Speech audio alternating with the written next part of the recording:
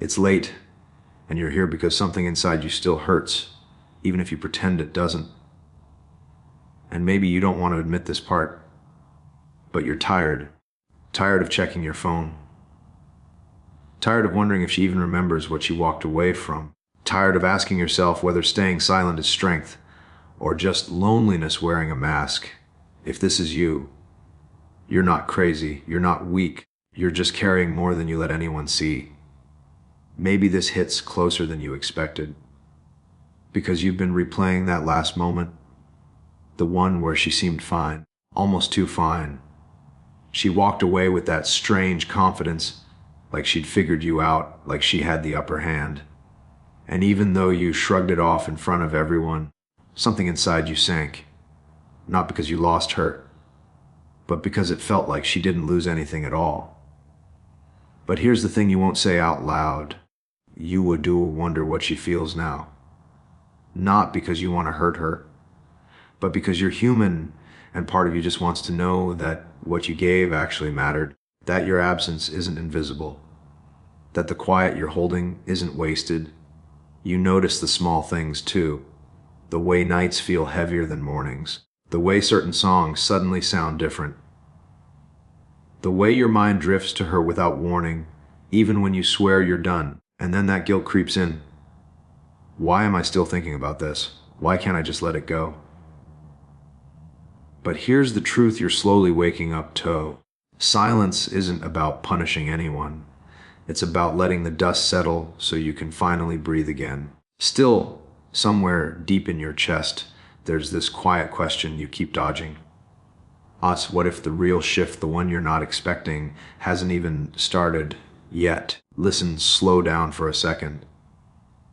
You're hearing that title in your head like it's a threat, like you're supposed to sit back and watch her fall apart. That's what a lot of guys think silence means, some kind of revenge plan, but it's not that.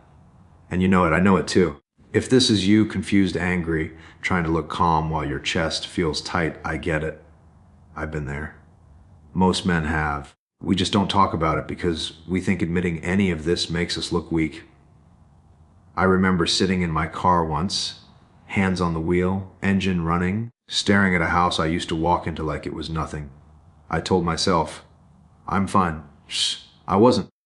I was scared that she'd move on in 5 minutes, and I'd be the one left carrying everything. Here's the part nobody tells you. Most guys think silence is about making her regret it. It's not.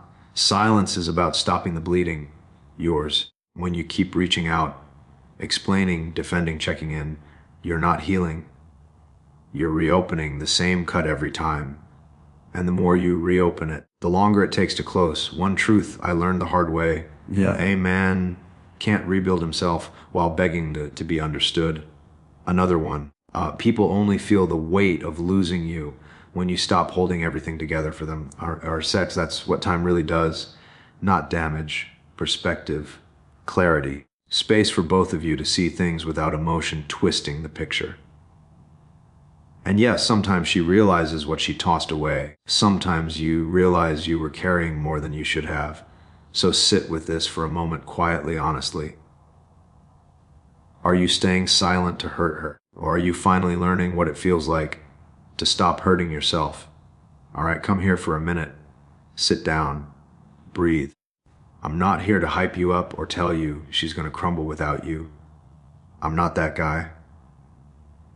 I'm not interested in feeding you anger you'll regret later. I just want to tell you something most men don't hear early enough.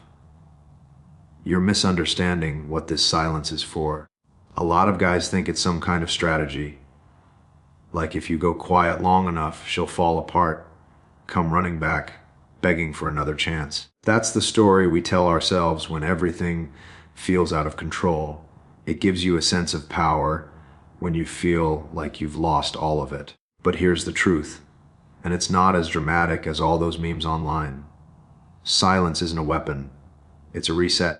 And if this is you, if you're sitting there replaying things you wish you'd said, scrolling through old messages, checking her page more than you want to admit, I'm not judging you. I've done the same. Every guy I know has done the same. I remember standing in my kitchen at midnight, staring at a half-cold cup of coffee I didn't even remember making. Phone on the counter. Screen lighting up the room, not ringing, not vibrating, just quiet. And you know what hit me? Not anger. Now I'm gonna show her. Just this heavy, dull ache. Like I've been carrying something for way too long without noticing. Here's the part that might surprise you. X or A man's silence is supposed to heal him, not punish someone else's. If you turn it into a game, you lose. If you use it to breathe, to rebuild, to get steady again, that's when it changes everything. Another thing men don't talk about enough. You can't think clearly when you're constantly trying to prove your worth to someone who's already walked away. Clarity only shows up when the noise dies down. And yes, time does its work. Not because life is trying to get revenge for you, but because distance lets truth surface. Sometimes she realizes what she lost. Sometimes you realize what you were giving that you shouldn't have been giving at all. So let me ask you something quietly, man to man. When you stay silent right now, are you trying to punish her? Or are you finally giving yourself the space to see what you actually deserve? The room was too quiet. Not peaceful quiet, the kind that makes you hear things you don't want to hear. Your breath, your heartbeat, that one memory you swore you buried 2 weeks ago. You sit on the edge of your bed, phone face down, pretending you're not waiting for it to light up. Pretending you didn't check her page 3 times today. Pretending the silence doesn't bother you. But it does. It gets under your skin in a way noise never could. There's a hoodie on your chair. Hers, the one she used to steal from you, and then return smelling like perfume you couldn't name. You told yourself you'd wash it. You haven't. It still hangs there like a sentence you're scared to finish. You think about the last conversation. Not the words, the space between them. How she sighed before she said she needed time. How you nodded even though everything in you wanted to grab her hand and say, "Don't do this, don't go." How you didn't. How you walked her to the door anyway. And now it's just nothing. Days stretching out like a hallway with no exits. You go to school or work or wherever you're supposed to be, and everyone thinks you're fine because you're quieter than usual. And quiet looks like calm from the outside, but inside you're having conversations that never happened. Fighting battles she doesn't even know exist. Wondering if she feels any of it, or if she woke up the next morning lighter without you. Then, somewhere between 2 a.m. and whatever time the sun starts to creep in, something shifts. Not loudly, not like a movie moment, just a small thought slipping in through the cracks. Maybe this silence isn't for her. Maybe it's for me. You sit back, let your shoulders drop for the first time in weeks. There's still an ache. Yeah, but there's also this tiny breath of space, room to see things without the noise of constant talking, fixing, explaining. And in that space, something else shows up. Not anger, not hope, just a question that lands harder than anything she ever said to you. What if the longer this silence stretches, the more she starts to feel what you carried alone for months? And what if, for the first time, you don't need her to? You know what really messes guys up in moments like this? It's not the breakup, it's the beliefs they carry into the silence. We don't talk about them, so they just sit there, shaping everything we feel. Let me walk you through a few. Not to judge you, just to hold up a mirror so you can see what's actually going on. First belief. She moved on, so I must have meant nothing. Man, I used to choke on that one. I remember scrolling through a picture of her smiling at some cafe, sunlight on her face, hair tied up like she hadn't cried in months. And my stomach just dropped. I told myself that her smile was proof that I never mattered. But here's what I didn't understand. People don't post their hearts. They post their distractions. FS. You don't see the nights she can't sleep. You don't see the moments she catches herself reaching for her phone. You don't see the way a random song ruins her whole afternoon. Just because you felt the breakup immediately doesn't mean she didn't feel it at all. Some people fall apart quietly. Second belief. If I stay silent, it means I'm trying to hurt her. No, silence isn't cruelty. Silence is space.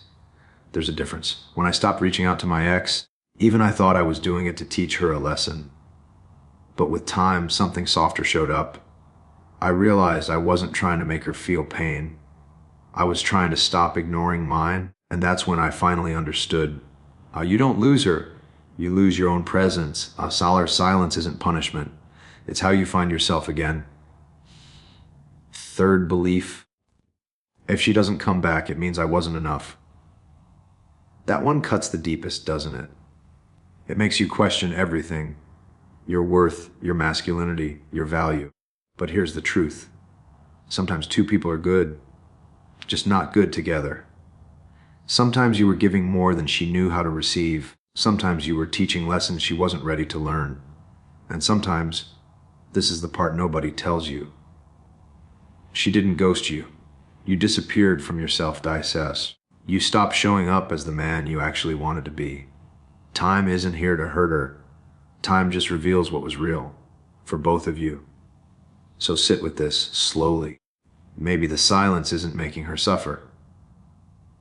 Maybe it's helping you remember who you were before you started carrying the weight of two people. And maybe the person who ends up feeling the shift the most won't be her. It'll be you. The 1% headman, he doesn't sit in the dark staring at his phone, begging it to light up. He feels that same ache you feel. He's human. But he doesn't let it drag him around by the collar. This is what he understands. Silence isn't a tactic. It's a temperature check. A way to see who you are when no one is clapping, calling, or comforting you. Most men panic in that space. They rush back.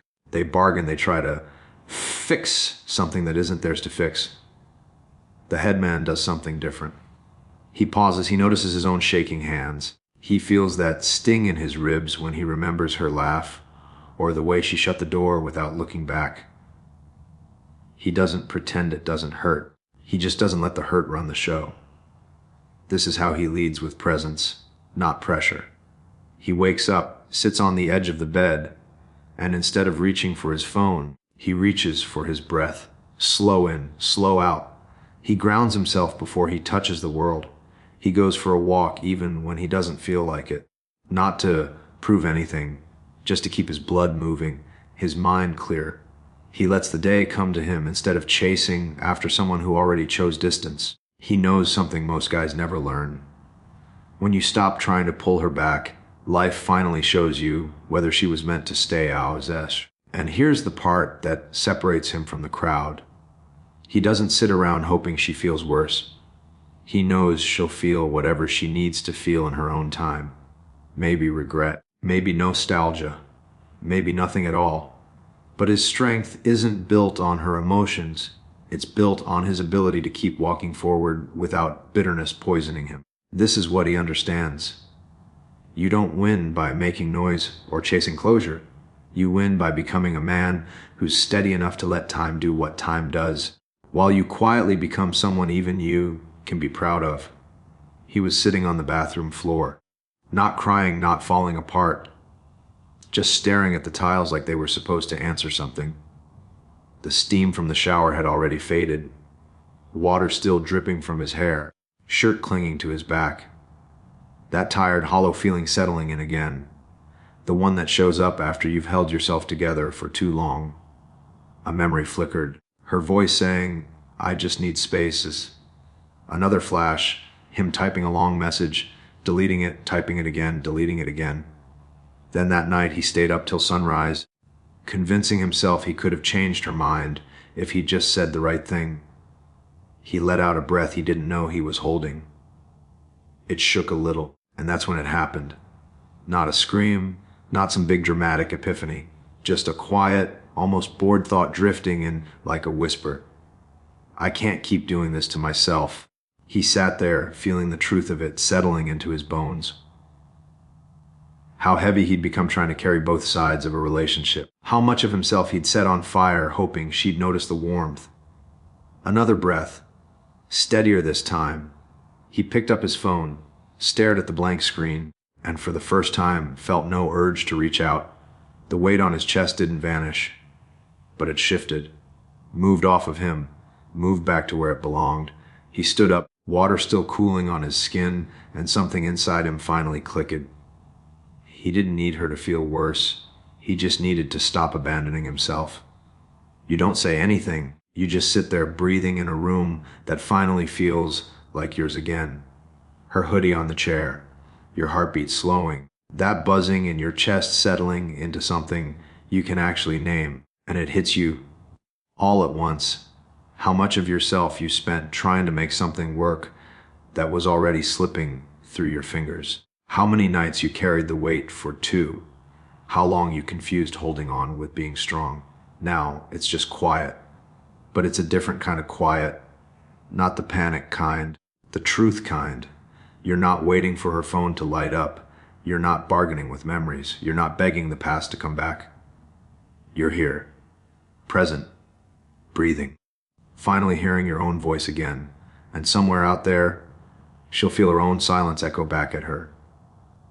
Not because you wanted her to hurt, but because you finally stopped hurting yourself. Let this settle in your chest. The moment you chose silence was the moment you chose yourself. Zander.